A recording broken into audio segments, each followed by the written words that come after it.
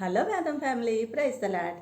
పరిశుద్ధతకు పెద్దపీట వేసిన పెంటాట్యూక్లోని 3వ పుస్తకం 27 అధ్యాయాల లేవీ కాండంలోకి తొంగి చూద్దాం రండి. లేవి అనగా దేవుడు పిలుచుకున్నాడు అని, దేవుని ఎలా ఆరాధించాలి అని దేవుడు 30 రోజుల్లో చేసిన ఉపదేశమే లేవీ కాండం. కీవర్డ్స్ 11:44. నేను పరిశుద్ధుడను కనుక మీరును పరిశుద్ధులై ఉండుడి. దీనిలో హీరో ప్రధాన యాజకుడైన అహరోను. 1 నుండి 10 అధ్యాయాల్లో దేవునికి అర్పించే బలులు యాజక ధర్మములు. బలుల వెనుకనున్న తాత్వికార్థం దేవుని ప్రసన్నం చేసుకోవడమే. ఇవి 5 రకాలు. 1 దహన బలి అనగా సర్వాంగ హోమం, 2 నైవేద్య బలి, 3 సమాధాన బలి, 4 పాప పరిహారార్థ బలి, 5 అపరాధ పరిహారార్థ బలి.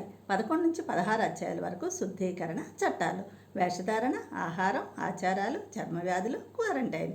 17 నుంచి 27 అధ్యాయాల వరకు పవిత్రతపై చట్టాలు, లైంగిక సంబంధాలు, యాజకుల పరిశుద్ధత, దేవుని కృతజ్ఞతాస్తుతులు చెల్లించుటకు పండుగలు. 1 పస్కా పండుగ, నీసానాను మొదటి నెల 14వ రోజున. 2 పులియన్ రొట్టెల పండుగ, ఇది పస్కా పండుగ తర్వాత 7 రోజులు. 3 ప్రథమ ఫలముల పండుగ లేదా వారముల పండుగ లేదా పెంతెకోస్తు పండుగ, పస్కా నుండి 50వ రోజు. 4 బూరల పండుగ, టిష్రీ 7వ నెల మొదటి రోజున. 5 గుడారాల పండుగ, టిష్రీ నెల 15వ రోజు నుంచి 7 రోజులు. 6 పాప ప్రాయశ్చిత్తార్థ దినం, సంవత్సరమునికి ఒకసారి ప్రధాన యాజకుడు అతి పరిశుద్ధ స్థలంలో ప్రజలందరి పాపముల కొరకు తన పాపముల కొరకు ప్రాయశ్చిత్తం చేసే దినం. ఇంకా సబ్బాతు అనగా విశ్రాంతి దినం, విశ్రాంతి సంవత్సరం, సునాద సంవత్సరం, జూబ్లీని జరుపుకుంటారు.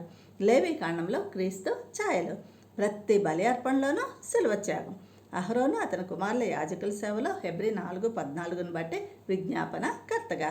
16వ అధ్యాయంలో విడువబడిన మేకగా యేసు కనిపిస్తారు. ఫ్రెండ్, ఆ యూదా గోత్రపు ప్రధాన యాజకుడైన యేసుని నమ్మితే 1 పేతురు 2:9 ప్రకారం నువ్వు నేను యాజకులమే.